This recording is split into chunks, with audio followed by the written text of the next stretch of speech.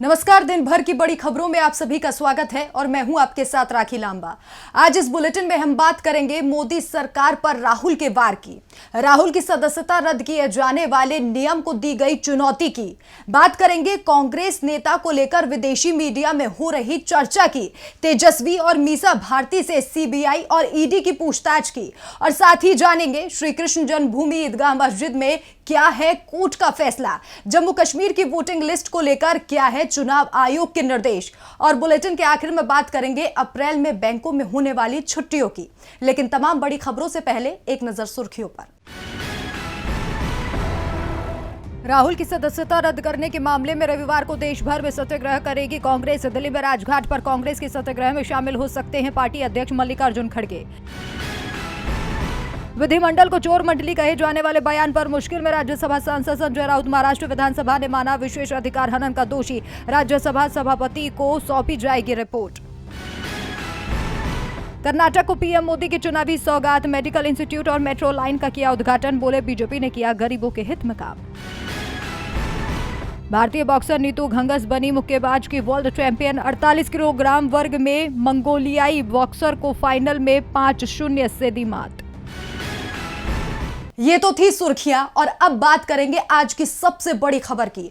गुरुवार को मानहानि मामले में सूरत कोर्ट का फैसला आया, जिसमें कोर्ट ने राहुल गांधी को 2 साल की सजा सुना दी। दूसरे दिन शुक्रवार को लोकसभा सचिवालय ने राहुल गांधी की सदस्यता रद्द करने का आदेश जारी कर दिया।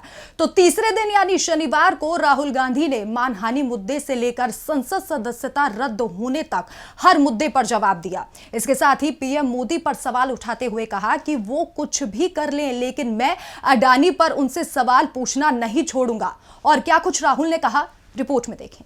संसद की सदस्यता रद्द होने के बाद मीडिया के सामने आए राहुल गांधी ने साफ कर दिया है कि वो अपनी सदस्यता बचाने के लिए माफी नहीं मांगेंगे। ये उनके एजेंडे में है ही नहीं। राहुल गांधी ने कहा कि प्रधानमंत्री का अडानी के साथ क्या रिश्ता है और 20,000 करोड़ रुपए किसके हैं, मैं पूछता रहूंगा।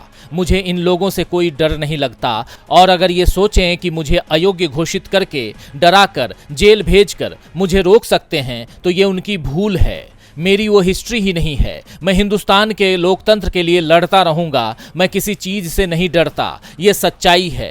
कांग्रेस नेता ने कहा, मुझे संसद से इसलिए डिस्क्वालीफाई किया गया क्योंकि प्रधानमंत्री मेरी स्पीच से डरते हैं। वो मेरे अगले भाषण से डर रहे थे जो अडानी पर होने वाला था। मैंने ये उनकी आंखों में देखा था। वो मेरे अगले भाषण से घबराए हुए थे। वो नहीं चाहते थे कि संसद में मेरा अगला भाषण हो।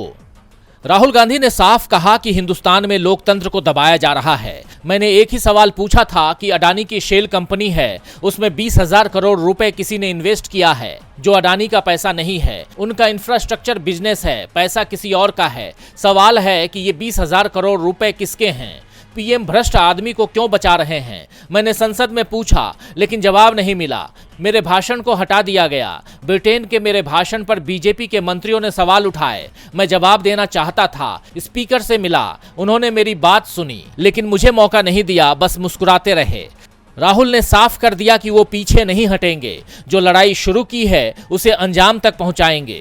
तो राहुल गांधी मोदी पर सवाल कर रहे हैं तो उधर बीजेपी मोदी सरनेम पर राहुल गांधी को घेरने की कोशिश कर रही है। इसे ओबीसी वर्ग का अपमान बताया जा रहा है। बीजेपी ने राहुल गांधी के खिलाफ देश भर में अभियान शुरू करने का ऐलान भी कर दिया है। राहुल गांधी ने तो साफ कर दिया है कि संसद सदस्यता बचाने के लिए वो माफी नहीं मांगेंगे। सदस्यता परमानेंट चली जाए लेकिन वो लोकतंत्र की लड़ाई लड़ने से पीछे नहीं हटेंगे।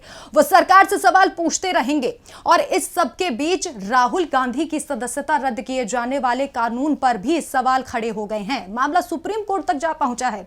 तो किस कानून में बदलाव की हो रही है मांग, इस रिपोर्ट के जरिए देखिए। कांग्रेस नेता राहुल गांधी के 2 साल पुराने बयान को लेकर सूरत कोर्ट का जो फैसला आया उससे सियासी पारा गर्मा गया है। संसद सदस्यता खत्म होने के बाद कांग्रेस लगातार मोदी सरकार को घेर रही है। वहीं अब राहुल के समर्थन को लेकर कोर्ट का दरवाजा खटखटाया गया है। पार्टी की ओर से जन प्रतिनिधित्व कानून 1951 के सेक्शन 8 के भाग 3 को सुप्रीम कोर्ट में चुनौती दी गई है। इस सेक्शन के तहत किसी जनप्रतिनिधि के किसी मामले में दोषी करार होने और कम से कम 2 साल की सजा मिलने पर उसकी संसद सदस्यता अपने आप खत्म हो हो जाती है। इस याचिका में यह कहा गया है कि अपराध किस प्रकार का है और कितना गंभीर है ये देखे बिना जनप्रतिनिधि की सदस्यता खत्म कर देना प्राकृतिक न्याय के खिलाफ है। याचिका में कहा गया है कि जनप्रतिनिधित्व एक्ट 1951 का सेक्शन 8 भाग 3 भारतीय संविधान की शक्ति के दायरे से ही बाहर है, क्योंकि ये इसी एक्ट के सेक्शन 8(1), 8(a), 9, 9(a), 10, 10(a) और 11 से एकदम उलट है। याचिका के मुताबिक सेक्शन 8 के भाग 3 किसी सांसद को अपनी जिम्मेदारियों का निर्वहन करने से रोकता है, जिन्हें पूरा करने के लिए संबंधित निर्वाचन क्षेत्र की जनता ने उन्हें चुना है। ये लोकतंत्र के सिद्धांत के खिलाफ है। याचिका में कहा गया कि किसी सांसद की सदस्यता भंग करने के लिए इस एक्ट के सेक्शन 8 भाग 1 में अलग अलग तरह के अपराधों को अलग अलग कैटेगरी में रखा गया है, लेकिन सेक्शन 8 के भाग 3 सिर्फ सांसद को दोषी ठहराए जाने और सजा मिलने के आधार पर ही उसकी संसद सदस्यता को खत्म कर देता है। अब सुप्रीम कोर्ट में याचिका तो दाखिल कर दी गई है, देखना होगा कि अदालत राहुल को राहत देती है या फिर नहीं। सुप्रीम कोर्ट से सड़क तक राहुल गांधी की सदस्यता के मामले में चर्चा हो रही है। चर्चा सिर्फ देश में ही नहीं हो रही बल्कि दुनिया भर में राहुल गांधी को मिली सजा और उनकी सदस्यता रद्द करने का मामला सुर्खियों में बना हुआ है। दुनिया भर के मीडिया हाउस इस पर आर्टिकल लिख रहे हैं। रिपोर्ट के जरिए देखिए। राहुल गांधी को मिली सजा की चर्चा पूरी दुनिया में हो रही है। इसे लेकर ग्लोबल मीडिया की नजर भारत पर टिकी हुई है। अल जजीरा, न्यूयॉर्क टाइम्स, बीबीसी और द गार्जियन जैसे विदेश मीडिया ऑर्गेनाइजेशन ने राहुल गांधी के अयोग्य ठहराए जाने की खबर पर विशेष आर्टिकल लिखे हैं। द न्यूयॉर्क टाइम्स ने लिखा, भारत के प्रधानमंत्री नरेंद्र मोदी के राजनीतिक विरोध में खड़े होने वाले आखिरी राष्ट्रीय चेहरे में से एक राहुल गांधी को शुक्रवार को संसद के सदस्य के रूप में अयोग्य घोषित कर दिया गया। इससे देश के राजनीतिक हलकों में बड़ा झटका लगा है। ये बेहद शक्तिशाली रही कांग्रेस पार्टी के लिए बुरी खबर है।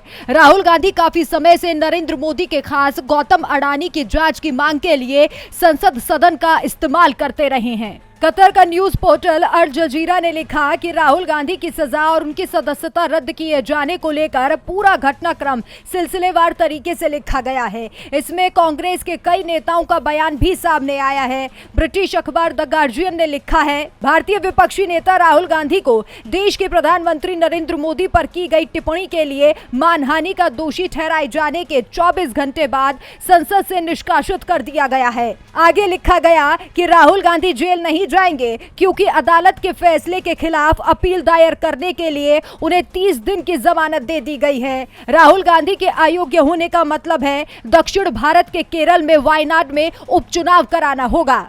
वहीं बीबीसी ने लिखा है कि मानहानि के मामले में 2 साल की सजा सुनाए जाने के एक दिन बाद भारत की संसद ने वरिष्ठ विपक्षी नेता राहुल गांधी को अयोग्य घोषित कर दिया है।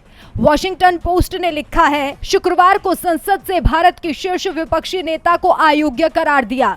इसकी भारत के लगभग सभी विपक्षी दलों ने निंदा की है। पाकिस्तान अखबार डॉन ने लिखा, राहुल को संसद के अयोग्य घोषित कर दिया गया है, जो विपक्ष के लिए तगड़ा झटका है। विदेशी मीडिया भी राहुल गांधी को विपक्षी दलों का सबसे बड़ा लीडर बता रहा है, जो पीएम मोदी से सीधे सवाल पूछते हैं और शायद इसीलिए वो सरकार के निशाने पर हैं। और सिर्फ राहुल गांधी ही सरकार के निशाने पर नहीं है, हर वो विपक्षी नेता सरकार और उसकी एजेंसियों के निशाने पर दिखाई दे रहा है जो राजनीतिक रूप से उसका विरोध है और बीजेपी की मुश्किलें बढ़ाता दिखाई दे रहा है। आज केंद्रीय एजेंसियों ने लालू परिवार से पूछताछ की है। सीबीआई और ईडी दोनों ही सक्रिय दिखाई दे रही हैं। तो किस मामले में यह पूछताछ हुई, रिपोर्ट में विस्तार से देखिए। बिहार के उप मुख्यमंत्री तेजस्वी यादव से सीबीआई और उनकी बहन मीसा भारती से ईडी ने आज घंटों पूछताछ की। पिछले 1 महीने से अचानक ही इस मामले में सीबीआई और ईडी की सक्रियता बढ़ गई है। बिहार के पूर्व सीएम लालू प्रसाद यादव और उनकी पत्नी राबड़ी देवी से भी पूछताछ हो चुकी है, जबकि लालू यादव की 3 बेटियों के घर पर ईडी छापा मार चुकी है। तेजस्वी यादव सुबह 11 बजे सीबीआई दफ्तर पहुंचे और उनसे दिन भर सवाल जवाब का सिलसिला चलता रहा। बीच में लंच ब्रेक के समय तेजस्वी घर लौटे और बाद में दूसरे दौर के सवाल जवाब शुरू हुए। सीबीआई मुख्यालय जाते समय तेजस्वी ने कहा कि हमने जांच एजेंसियों को हमेशा सहयोग किया है। देश का माहौल आजकल आप देख ही रहे हैं। झुकना बहुत आसान है, लड़ना बहुत मुश्किल है। हम लोग लड़ेंगे और जीतेंगे। तेजस्वी से देर शाम तक पूछताछ चली। सीबीआई पहले ही कोर्ट में कह चुकी थी कि वो तेजस्वी से सिर्फ पूछताछ करेगी, उनकी गिरफ्तारी की अभी जरूरत नहीं है, सिर्फ कुछ दस्तावेजों को दिखाकर पुष्टि करनी है। ये दस्तावेज लैंड फॉर जॉब्स मामले से जुड़े हुए हैं और उसी सिलसिले में तेजस्वी से आज दिन भर पूछताछ हुई। दूसरी तरफ मीसा भारती के साथ भी ईडी ने सवाल जवाब किए। तेजस्वी और मीसा भारती से हुई पूछताछ को लेकर कांग्रेस महासचिव प्रियंका गांधी ने कहा, बीजेपी इस देश से विपक्ष और लोकतंत्र खत्म करना चाहती है, इसीलिए लगातार विपक्ष के लोगों की आवाज को निशाना बनाया जा रहा है। बिहार के उप मुख्यमंत्री तेजस्वी यादव और मीसा भारती को एजेंसियां परेशान कर रही हैं। लोकतंत्र को बचाने के लिए हम सब एकजुट हैं। 15 साल पुराने मामले को खोला जा रहा है। जिस मामले में अब तक कुछ नहीं मिला, उसमें नए सबूत तलाशे जा रहे हैं, नया विवाद खड़ा किया जा रहा है। विवाद राजनीति में भी खड़े हो रहे हैं तो धार्मिक विवाद भी खड़े किए जा रहे हैं।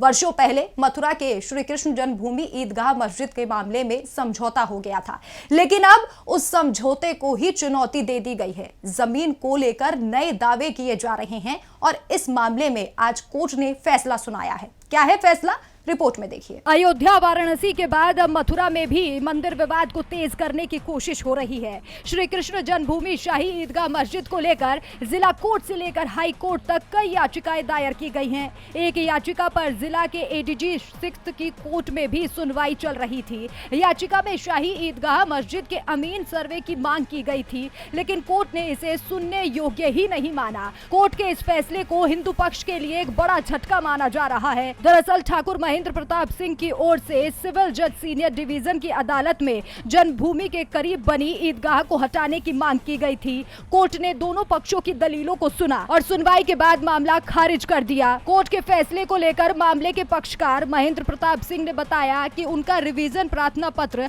अदालत ने खारिज कर दिया है। इससे पहले भी अदालत इसे खारिज कर चुकी थी। इस पर पक्षकार ने रिवीजन वाद दाखिल किया था। उन्होंने कहा कि इस विवाद में आगे की सुनवाई लोअर कोर्ट में चलती रहेगी। कोर्ट का कहना था कि पहले सिविल कोर्ट में इस दावे पर 7/11 के तहत सुनवाई होगी, ताकि ये साफ हो जाए कि ये दावा चलने योग्य है या नहीं। महेंद्र प्रताप का कहना है कि वो पहले पूरा आदेश देखेंगे, इसके बाद फैसला करेंगे कि उन्हें हाई कोर्ट की शरण लेनी है या फिर नहीं।